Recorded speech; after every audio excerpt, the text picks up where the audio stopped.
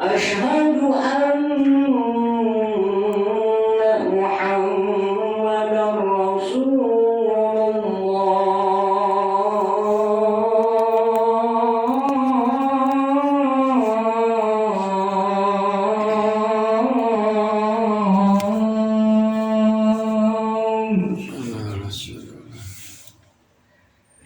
حي على حي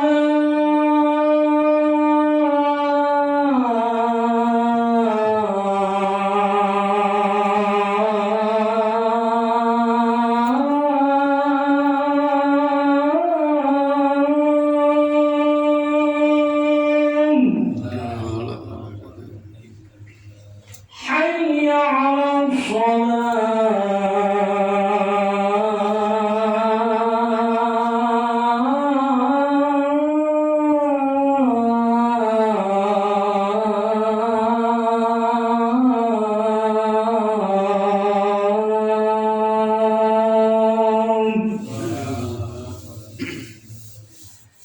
حي على حي على الله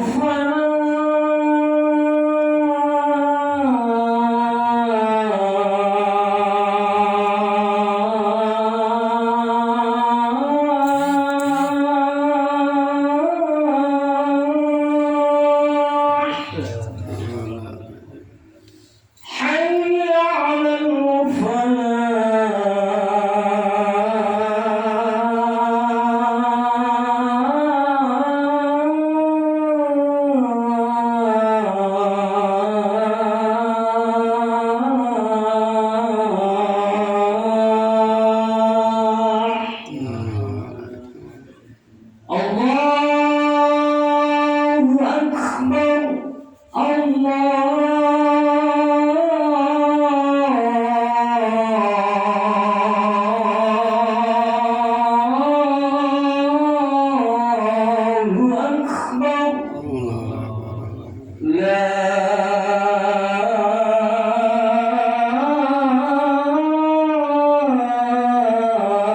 إله إلا الله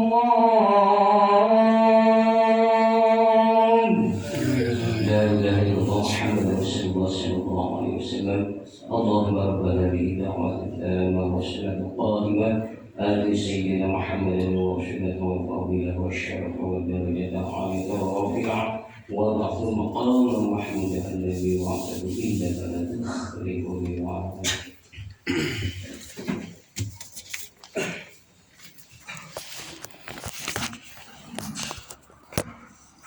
Alhamdulillahirrahmanirrahim. Wassalatu wassalamu ala asrofil anbiya wal mursalin wa ala alihi wa sahbihi ajma'in. Asyhadu an la ilaha illallah wa asyhadu anna Muhammadan abduhu wa rasuluh. Allahumma sholli ala Muhammad wa ala ali Muhammad kama shallaita ala Ibrahim wa ala ali Ibrahim wa barik ala Muhammad wa ala ali Muhammad kama barakta ala Ibrahim wa ala ali Ibrahim fil alamin innaka Hamidum Majid. Ya ayyuhalladzina ittaqullaha haqqa tuqatih wa la tamutunna illa wa antum muslimun. Wa qala Allah ta'ala fil Qur'anil Karim, a'udzu billahi minasy syaithanir rajim.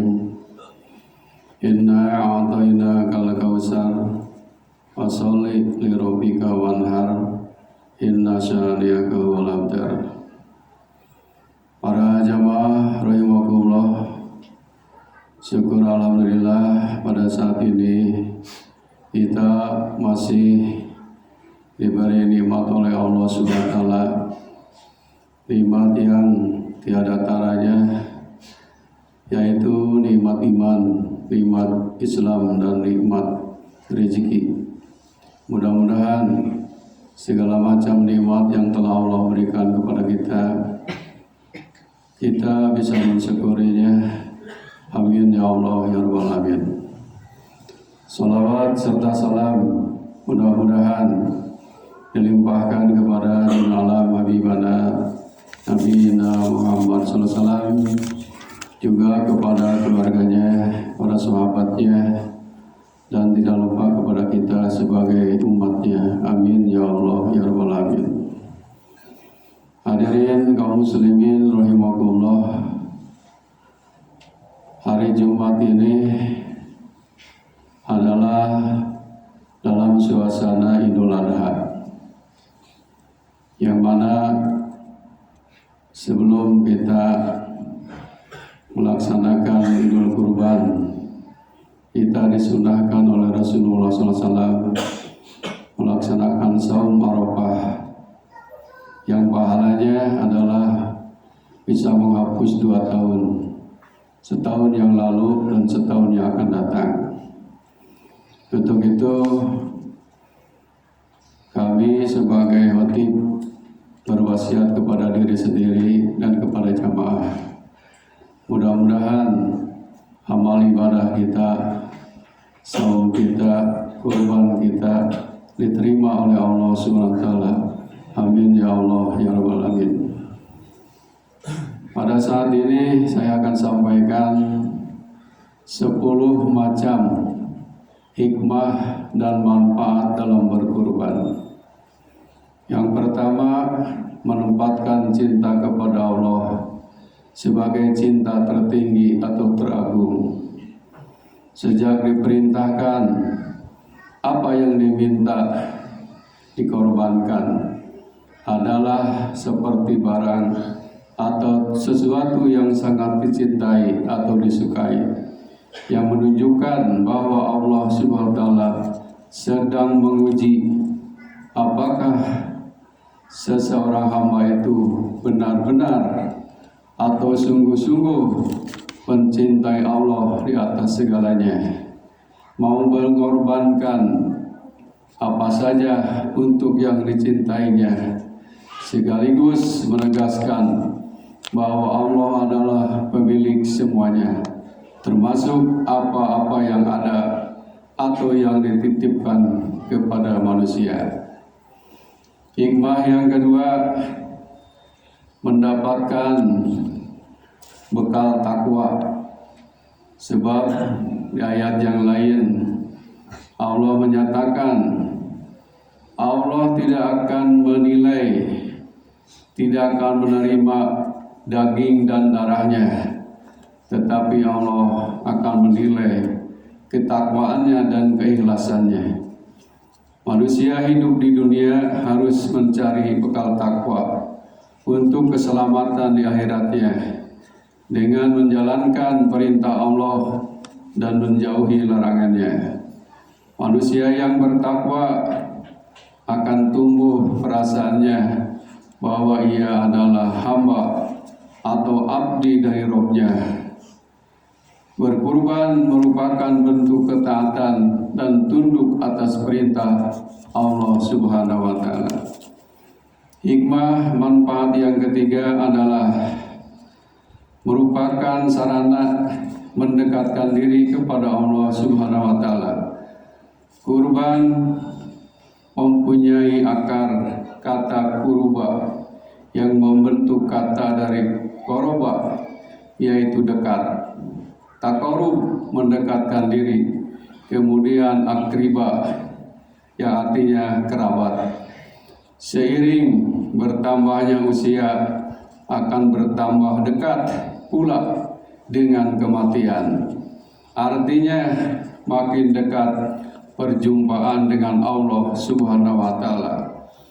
Dengan kurban minimal menjadikan ingat dan insaf yang pada akhirnya berjumpa dengannya dalam kebaikan. Hadirin rahimakumullah, hikmah yang keempat, mengharapkan kesucian diri dan hartanya. Setiap kebaikan adalah sedekah yang berfungsi untuk mensucikan diri dari harta. Ibadah kurban adalah amal kebaikan yang amat disukai oleh Allah Subhanahu wa Ta'ala di hari raya Idul Adha. Hadis riwayat Imam Tirmidzi. Hikmah yang kelima, sebagai penebus dosa untuk mendapatkan pengampunan. Hadis riwayat Ibnu Hibban. Hai Fatimah, berdirilah di sisi korbanmu dan saksikanlah ia. Sesungguhnya titisan darahnya yang pertama itu pengampunan bagimu atas dosa-dosamu yang telah lalu. Hadis riwayat Imam Muslim. Hikmah yang keenam adalah memupuk sifat mahmudah dan memupuskan sifat mazmumah. Melaksanakan kurban dengan penuh penghayatan dan meninggalkan sifat mazmumah. Yang garis miring kita melaksanakan sifat mahmudah berupa ketaatan, ketundukan atas perintahnya, pemurah terhadap sesama, bertobat, menambah rasa syukur, dan lain sebagainya. Di samping itu juga memupuskan sifat mazmumah seperti cinta dunia, ikir, pelit, sombong, dendam, hasad dan dengki, dan lain sebagainya. Jamaah rahimakumullah, hikmah kurban yang ketujuh meningkatkan kasih sayang. Tidak dipungkiri bahwa kurban bermanfaat bagi sesama, menumbuhkan dan meningkatkan kasih sayang, utamanya antara yang kaya dengan yang miskin. Yang kedelapan, syiar Islam. Sunnah Nabi Ibrahim alaihissalam, ibadah kurban adalah syiar Islam yang melestarikan milah atau sunnah Nabi Ibrahim alaihissalam. Nabi yang berjuluk Khalilullah, orang yang sangat dekat dan dicintai oleh Allah Subhanahu wa taala. Hikmah yang kesembilan dari kurban itu adalah pahala dan kemudahan meniti di atas sirat, sebab nanti kita akan melewati jalan jembatan yang disebut sirat antara neraka dan surga. Tiada suatu amalan yang dilakukan oleh manusia pada hari raya kurban yang lebih dicintai Allah selain daripada menyembelih hewan kurban. Yang ke-10 terakhir, hikmah dari kurban itu adalah menyembelih hewan, yang artinya sifat karakter hewan 3, diantaranya makan, minum, dan memenuhi syahwat. Untuk itu kita bukan hewan, tapi sifat hewan itulah yang kita harus jauhi. Cuma hidup untuk minum, makan, dan memenuhi syahwat. Hadirin rahimakumullah, mudah-mudahan segala macam pengorbanan kita, baik korban harta, tenaga, ilmu, menjadi amal soleh bagi semuanya. Amin ya Allah ya rabbal alamin. Barakallahu li wa lakum fil Qur'anil azim. Astagfirullah innahu wal ghafurur rahim.